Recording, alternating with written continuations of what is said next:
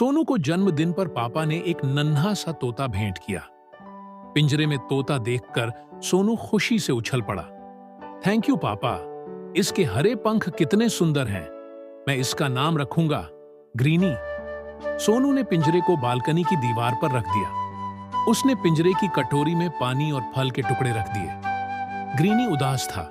उसने खाने की तरफ देखा तक नहीं, न ही पानी पिया। ग्रीनी, क्या तुम मुझसे दोस्ती करोगे? टें टें, ग्रीनी ने धीरे से कहा, फिर अपना सिर झुका लिया। अगले दिन सुबह सुबह सोनू उठकर बालकनी में गया। गुड मॉर्निंग ग्रीनी, सोनू ने मुस्कुराकर कहा। ग्रीनी ने एक नजर सोनू की ओर देखा, फिर वापस अपना सिर झुका लिया। कटोरी में रखा खाना और पानी वैसे ही पड़ा था। अरे, तुमने तो कुछ भी नहीं खाया, सोनू ने कहा। टिंग टिंग, ग्रीनी ने धीरे से कहा। लगता है इसे परिवार की याद सता रही है, इसलिए उदास है, सोनू ने सोचा। कई दिन बाद भी ग्रीनी की उदासी दूर नहीं हुई। सोनू भी चिंतित था। वह ग्रीनी की उदासी दूर करना चाहता था, पर उसे उदासी का कारण समझ नहीं आ रहा था। एक दिन स्कूल से लौटकर सोनू बालकनी में गया। ग्रीनी बाहर उड़ रहे पक्षियों को ध्यान से देख रहा था। वह पिंजरे के अंदर ही अपने पंख फैलाकर उड़ना चाह रहा था। कैसे हो ग्रीनी? सोनू ने पूछा। टिन टिन, ग्रीनी ने बाहर की ओर देखकर कहा। सोनू कुछ समझ नहीं पाया। रात को खाना खाने के बाद सोनू ने बालकनी में जाकर ग्रीनी के पिंजरे में नए फल रख दिए। उसने कटोरी में पानी भी भर दिया। ग्रीनी अब भी उदास था।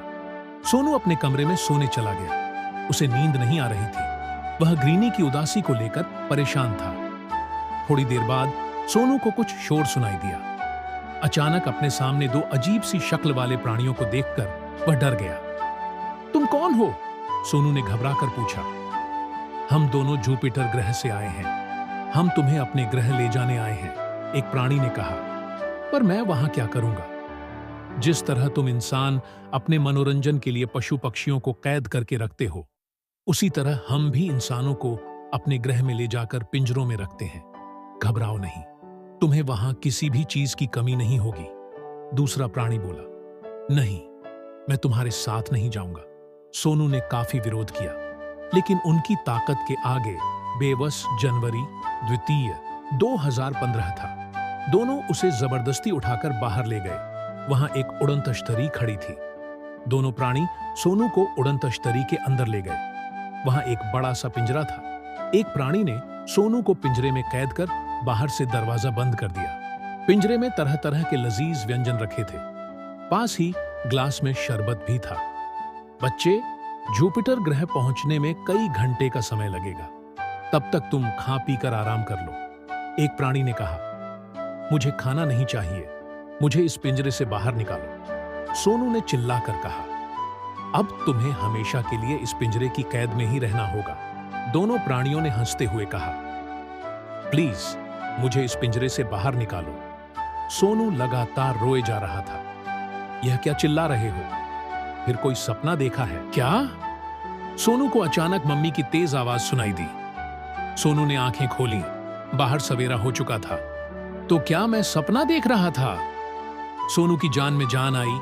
वह आंखें मलता हुआ बालकनी की तरफ भागा। उसने ग्रीनी की ओर देखकर कहा, दोस्त, मैं तुम्हारी उदासी का कारण समझ गया। तुम इस पिंजरे की कैद से आजादी चाहते हो ना? टें टें, ग्रीनी ने सोनू की ओर देखकर कहा, मानो कह रहा हो, हां, मैं आजाद होना चाहता हूं। सोनू पिंजरे को लेकर बगीचे में गया और उसका दरवाजा खोल दिया। आम, ग्रीनी फुदक कर बाहर आ गया। उसके चेहरे की उदासी गायब थी। वह उड़कर पास के पेड़ की डाल पर जा बैठा। सोनू कबाड़ रूम से एक पुरानी टोकरी ले आया। उसने उसे रस्सी के सहारे पेड़ की डाल से बांध दिया। यह तुम्हारा घोंसला है, यहां तुम रह सकते हो। आजाद ग्रीनी खुले आकाश का चक्कर लगाने लगा। थोड़ी देर के बाद ग्रीनी वापस टोकरी में आकर बैठ गया।